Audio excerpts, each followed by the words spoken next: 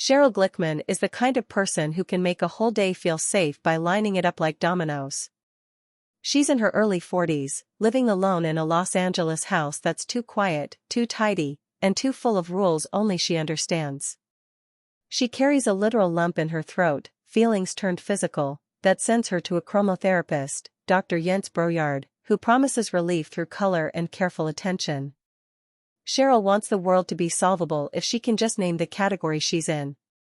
Even her cool, movie-like drive through the city feels like a ritual. If she looks right, maybe she'll feel right. Cheryl works at Open Palm, a women's self-defense organization that once taught in-person classes but now makes exercise videos out of fear, cardio routines built from staged assaults. She has been there for decades, the reliable manager who helped turn technique into product, empowerment into something you can buy and replay.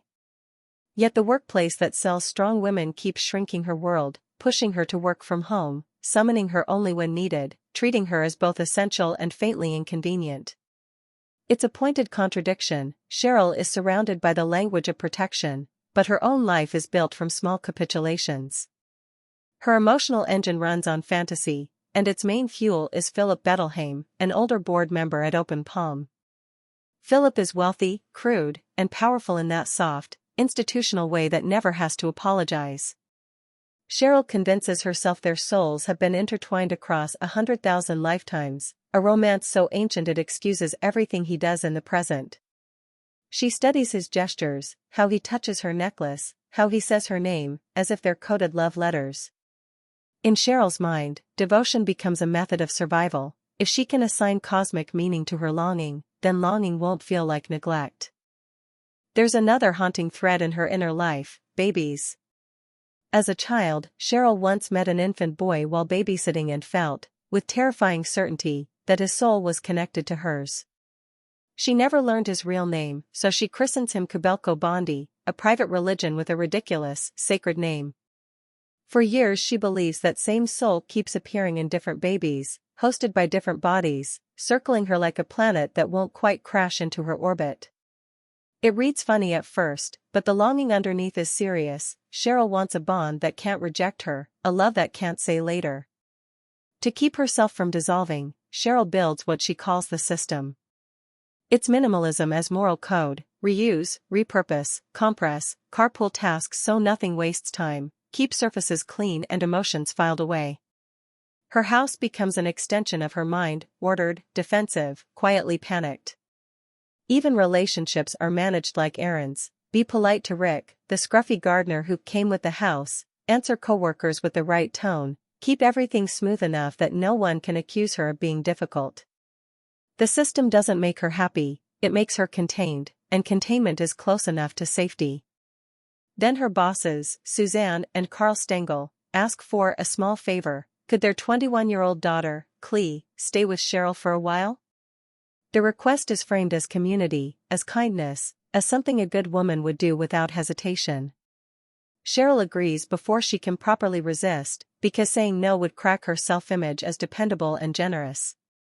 Clee arrives like a storm front, tall, blonde, physically confident, dragging a sleeping bag into Cheryl's living room as if the room belongs to her.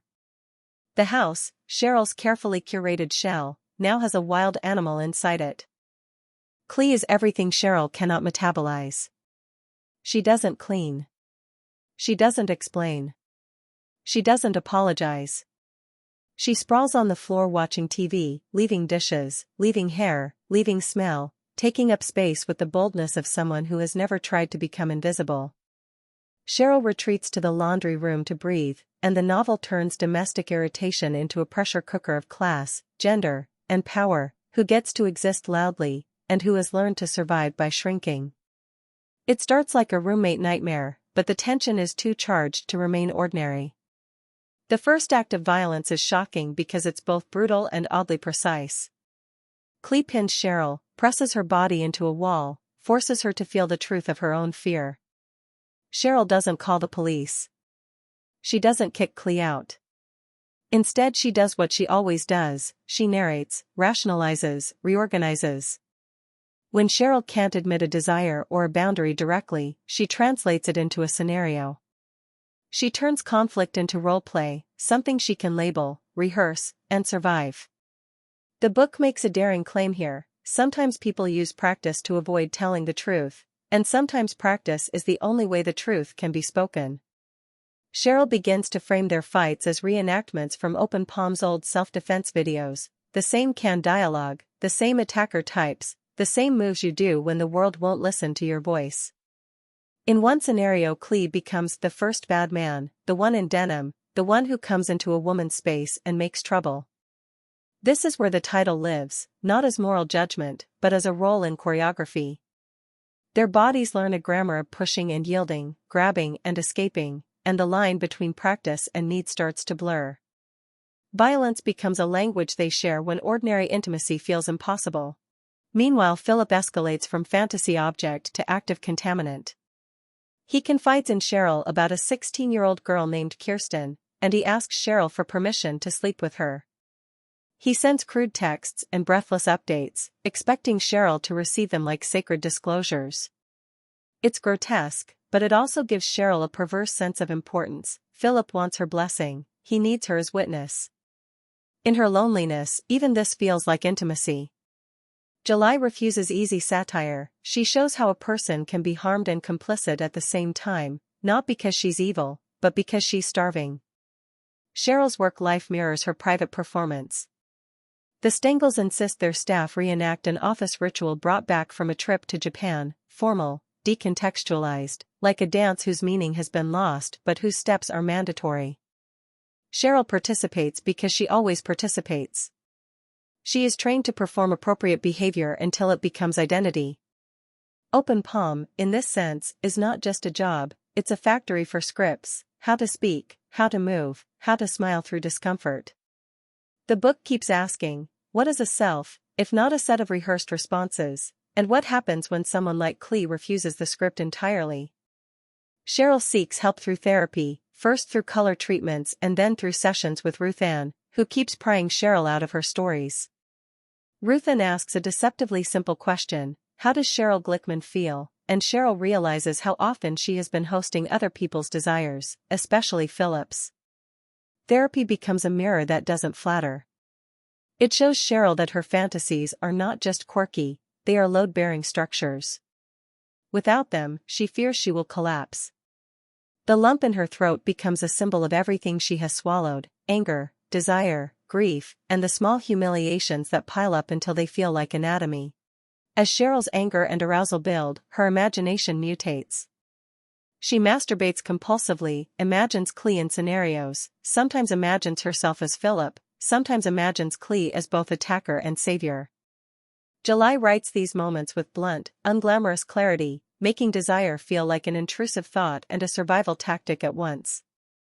Sex here isn't a neat category: straight, gay, romantic, violent. It's a pressure valve for a life lived under emotional quarantine. What's shocking isn't the kinkiness, it's the honesty about how bodies try to speak when language has failed. Outside the house, Clee lures Cheryl into experiences that crack the system. In one scene, Cheryl roars down the street on a mini ATV, the engine noise shaking loose the tidy narrative in her head.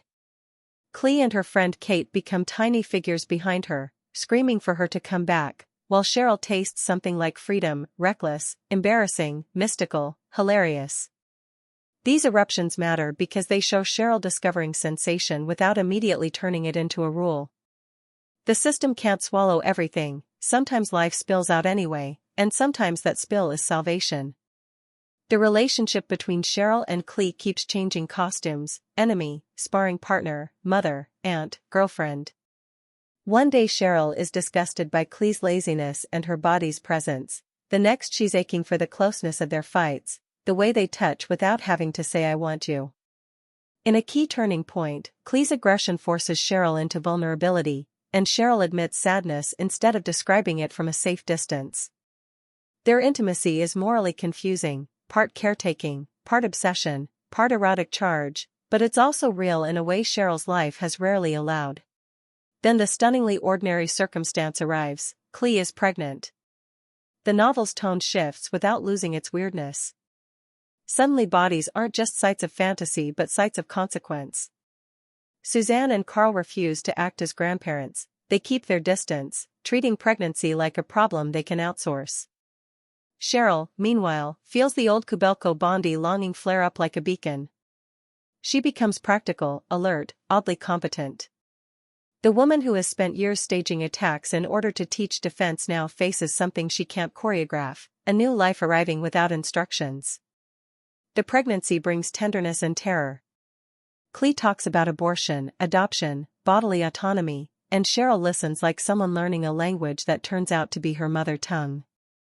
At the hospital, Clee has chosen an adoptive couple from Utah, Gary and Amy, who smell to Cheryl like old carpets and stale smoke, an entire future she imagines for the baby. Cheryl's mind flashes toward violence, toward erasing them from existence, not because she is monstrous but because her protective instinct has finally found an object. The book forces you to sit inside that impulse and watch it. Love is a force that can nurture or devour, depending on where it lands. Clee gives birth, and the baby is named Jack, first baby boy Stengel, officially tethered to a family that wants to decline the role.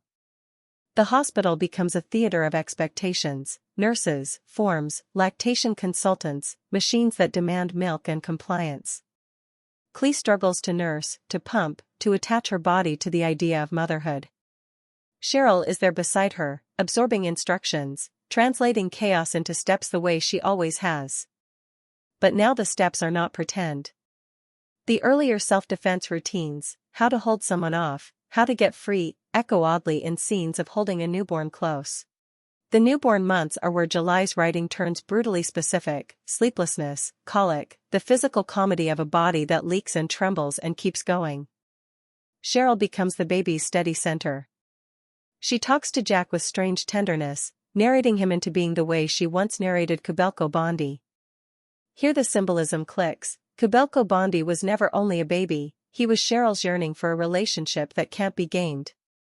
Now Jack is a living version of that yearning, and loving him forces Cheryl out of abstraction and into action. The system changes too, not gone, but softened, repurposed as care instead of control.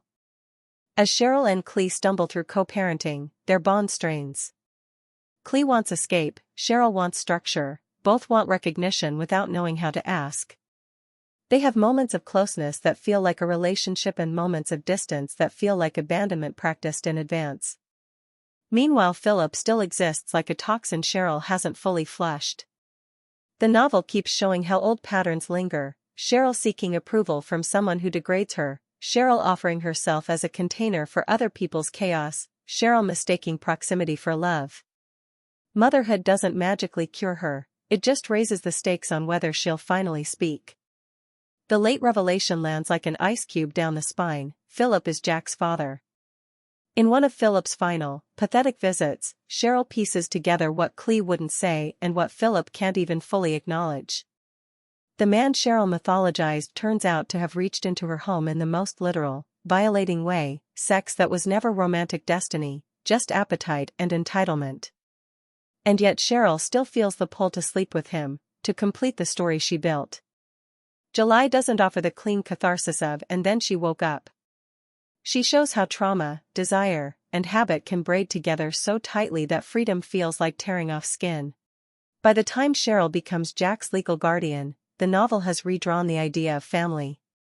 Suzanne and Carl remain distant, refusing the grandparent role as if titles could be declined like invitations. Clee, in her own chaotic way, drifts away, trading one suffocation for another kind of freedom. Cheryl ends up alone with the baby, alone, but no longer empty. The house that once held only the system now holds a living, unpredictable person. Cheryl's routines don't vanish, they soften. Care becomes her new ritual, not cleanliness for its own sake, but a daily recommitment to another human's needs. It's messy, exhausting, and startlingly holy. The epilogue loops back to Cheryl's earliest fantasies. A scene she once imagined of meeting a grown-up Jack at an airport becomes real. Jack returns from China with a young woman, and the question becomes not "is Cheryl his mother?" but "what do we call the woman who raised you?" when the story doesn't fit the usual words. Clee is there too, a ghost and a fact, reminding us that love doesn't always look like permanence. In contemporary terms, the ending feels radical: chosen family over blood, caregiving over labels, intimacy over correctness. The First Bad Man makes modern life recognizable, our loneliness, our scripts, our therapy speak, our blurred boundaries, then insists that even the strangest love can still be real, and still be worth the cost. If you learned something, consider giving the video a like so that others can learn too. Let us know in the comments which books you would like to see next. Happy learning!